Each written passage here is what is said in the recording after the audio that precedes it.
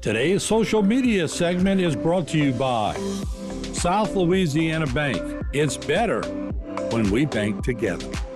Waits and Downer, attorneys at law. Terrebonne Ford, built Ford tough.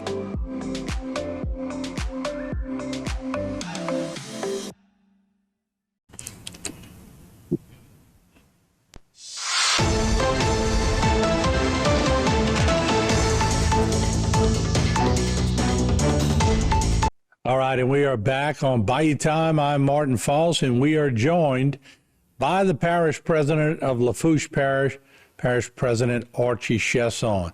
Good to see you, Mr. Parish President. How are you today? Good to be on with you, Martin. We're doing good today. Yeah, I know you're traveling a lot. I see you in your vehicle. I know you pulled over, so we want to make sure we iterate that to the people out there. But I know you're back and forth to Baton Rouge. There's a lot of things taking place, but it's amazing this far out of Hurricane Ida that we're still talking about items with Ida. But, you know, I know you were saying, and the Parish President Dove at the time was saying, you know, we're going to be talking about this storm for about 5, 6, 7 years. And I think that's factual.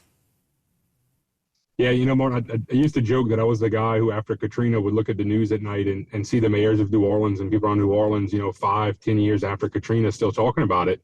And I was like, guys, there's no way this can't be that difficult. Well, here comes Hurricane Ida, and it proved me wrong. You know, we're almost 3 years. You know, we'll hit the 3-year anniversary this summer, and we're still working through this stuff. We're still working through the sheltering programs. The state, you know, non-congregate sheltering program came to an end at the end of April with the RV units.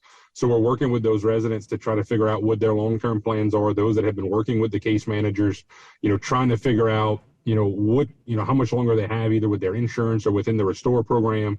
So that's taken up a lot of our time because we don't want to see these residents who have followed the rules and done what they're supposed to do and signed up for these programs, you know, be penalized. And I got to say, GoStep has been a great partner. Director Thibodeau, Miss Katie Underwood, who runs that program for us, has been really good and really talking to us. We had a great conference call with them last week, you know, trying to figure out what that was going to look like, whether or not the state could donate or sell those camper units to the residents, which I think is ultimately going to be what's going to happen.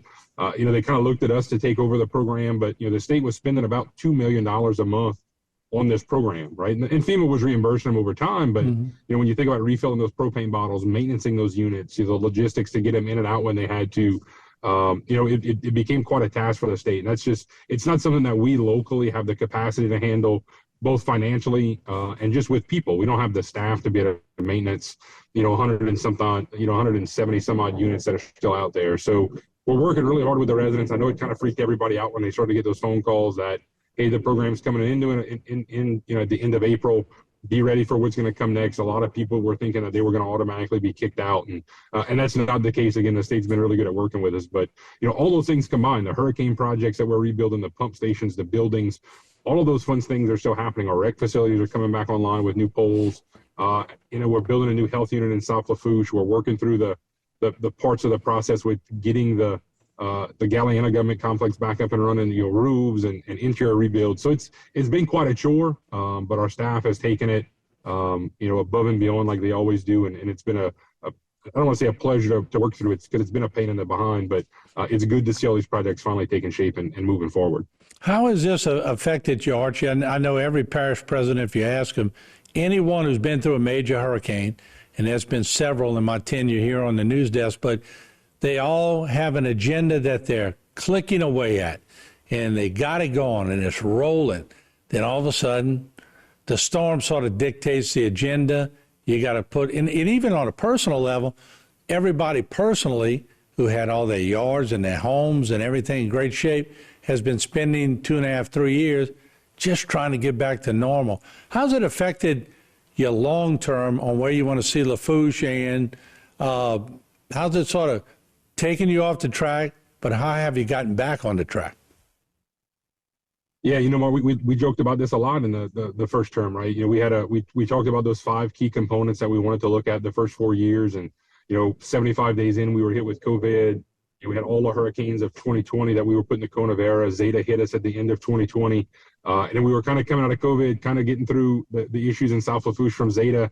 and then Ida comes and just rolls right through us. And so it took us completely off course, right? It turned everything upside down because the only thing that mattered at that point was putting Lafourche Parish back together, getting us back on the map, and making sure that, our residents had what they need to keep living here and didn't start to disappear on us. So, through a couple of, through the storm, it's going to help us, right? We're able to redo some of our recreational facilities, new lights, new metal light poles that are going to be hardened. We're going to get some new complexes out of the deal. We're getting some new pump stations out of the progress as well. Going to cost the parish some money because, of course, we're on the hook for 10% of all this stuff. But in the end, I think it's going to make us better and stronger. We were able to pull off the tax reform stuff in the beginning of 2023. In March, we had that election and shifted some taxes, and stuff around, which was something we really fought for, really campaigned on, and a way to get our economy kind of a boost and kind of roll back some taxes. We were able to work with the school board and give our teachers a pay raise as part of that as well. So it kind of served a dual purpose. But, the first few months, and I laugh about this, people said, well, now you get to lame duck it, you're termed out. These next 4 years, you're going to get to do a lot more fun stuff. But it's just been so busy. When you look at the hurricane rebuild, you look at all the projects that took off at the end of 2023 and the beginning of 2024. And now we have a new governor. We're in a new legislative session. So it's been busier than I thought it would, but it's been very productive, which is a good thing. Yeah, and you've been pretty resilient. I got to say, I like to call it like it is. I've seen parish presidents sometimes not do real well in catastrophic events. I think you've been pretty resilient. It's sort of how you built. At the same time, I know you like to bring messages, especially to your people in Lafourche. How do you find the insurance factor right now? I know it's a little different in Terrebonne than people go, well, how can it be different in Terrebonne and Lafourche? Well, it is. It's a little different, not much, but it's still different. But how do you sell your residents on the fact that, hey, we got a new insurance commissioner, we're trying? What do you stand on that? I think the only thing that's not resilient on me, if I took off my ball cap, would be my hairline, Martin. I think that's the only thing that's failing me at this point in my life. But, when you look at the insurance market, and people have said, how are we going to continue to grow Lafourche? And it's tough. I got to say, there's not an easy answer for that with high insurance costs, high interest rates, high building costs. To grow the economy, especially when we look at South Lafourche, is going to be tough. And we have some plans and we're working on some stuff, especially with the Port Commission and looking at things like offshore wind and some of the advents that we have that are coming. I'm really optimistic as to what the parish looks like over the course of the next 4 years. I'm really optimistic with some of the things the legislature is doing with our new insurance commission and the package that he's put together. He's been very aggressive at meeting with the Lloyds of London and the reinsurance market, which is really the key to this, right? You're going to have some companies who are going to be able to write policies, but they have to be able to get that reinsurance on the back end. And that's what's going to help the market settle out. I think not having a couple of hurricane seasons is going to help the market settle out as well. But we've still been steady fighting with our congressional delegation and FEMA on, risk rating 2.0. We lost a little bit of the lawsuit a few weeks ago with Judge Papillon's ruling, and didn't get the injunction we thought we were going to get. But he's going to let the lawsuit continue, which is good. That's what we ultimately want, to prove that the federal government did not follow some of the things that they were going to do. And hopefully some of the legislative movements that are happening in D.C., you get a better Congress next, later this year with a new election cycle. You got a Speaker of the House from Louisiana, hopefully that stays for another couple of years. So there's some progress that I think can be made. A lot of it we're going to see after June when this session ends in the state of Louisiana and some of the stuff that Commissioner Temple is working on. But I know it's hard for people to be patient, but that's kind of what we're asking to do. It's, let the market settle out. Let's figure out what flood insurance is going to happen. And then we'll kind of go from there. Yeah, we'll see if the Speaker survives this week. They think he will, but we'll watch it. But let's take a break. We're going to be right back, and we're going to complete our conversation with the Parish President of Lafourche, Archie Chesson. We'll be right back. Today's social media segment is brought to you by Terrebonne General Health System. Your health is our legacy. Rouse's, you're either local or you're not. Buick, the craft of modern luxury. St. Martin and Bork, know your rights.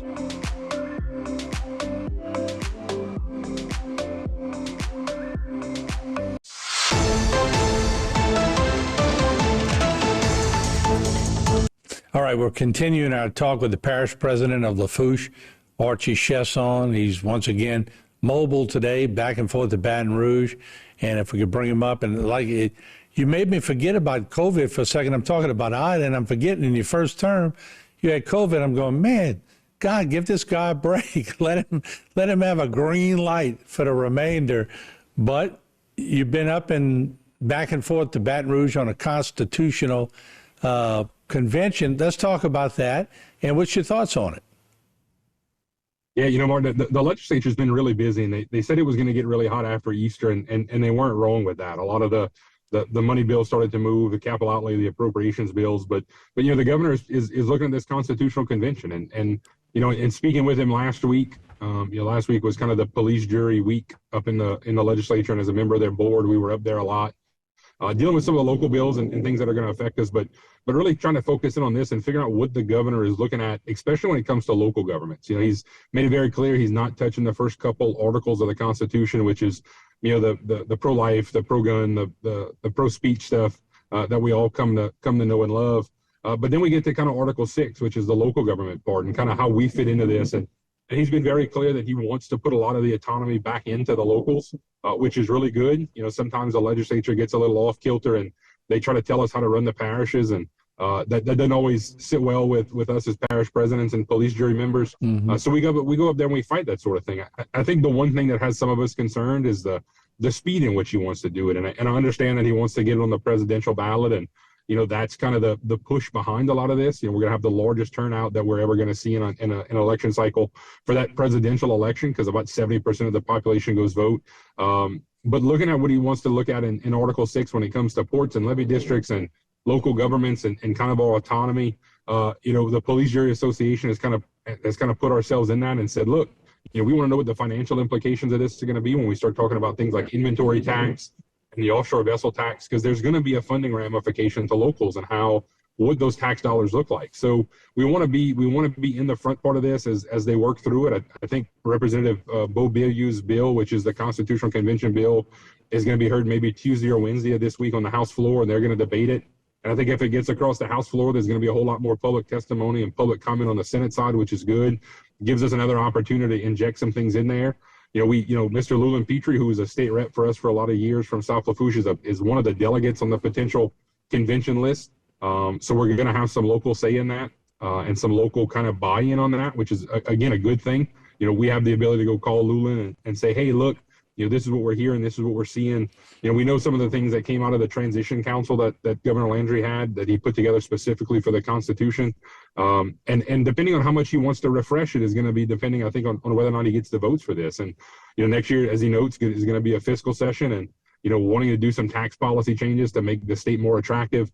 He's going to look at putting some of this thing in, some of these laws that we have into statutes and getting it out of the Constitution that way can be changed a little easier, which is a good thing in some cases, but in some cases it could be bad, and you get the wrong legislators up there, and or the wrong governor, and it could go topsy-turvy on you real quick. So those are the things we're going to continue to look at. So yeah, we got about a minute left, but once again, the coastal areas, which you represent one, are in a little different scenario than some of the other parishes. So you got to stand by your parishes, but it sort of makes everybody else you got to tread lightly sometimes. Yeah, different virtues between the coast and the northern parishes. And look, one Louisiana, we're going to get through it, and we're going to continue to work with them. It's just going to be a little bit of a back and forth over the course of the next couple of weeks as the session comes to an end. All right, Mr. Parish President, we'll let you get back on the road. I'm sure you'd love to see your house every now and then. Thank you for joining us. We always appreciate you being transparent with us. Thanks, Mark. Good to see you. All right. Once again, the Parish President of Lafourche, Archie Chesson. We're going to continue to follow the Constitutional Convention. Also, you heard him mention the Speaker, Mike Johnson. We're going to continue to follow that as there are calls for maybe him to not be the Speaker, but we're going to see how much weight that has. Once again, that's some Republican stuff, but it certainly can lead to a lot of turmoil. We'll continue to follow that. We appreciate you joining us, and once again, we always appreciate our public officials joining us on HTV to talk directly with you, their constituents. I know our running the people, they appreciate it. We'll be right back.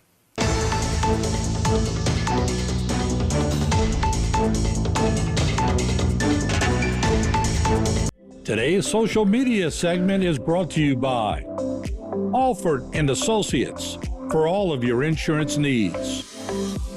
CIS, Cardiovascular Institute of the South, the highest quality cardiovascular care available. Barker Honda, the Barker family tradition of quality.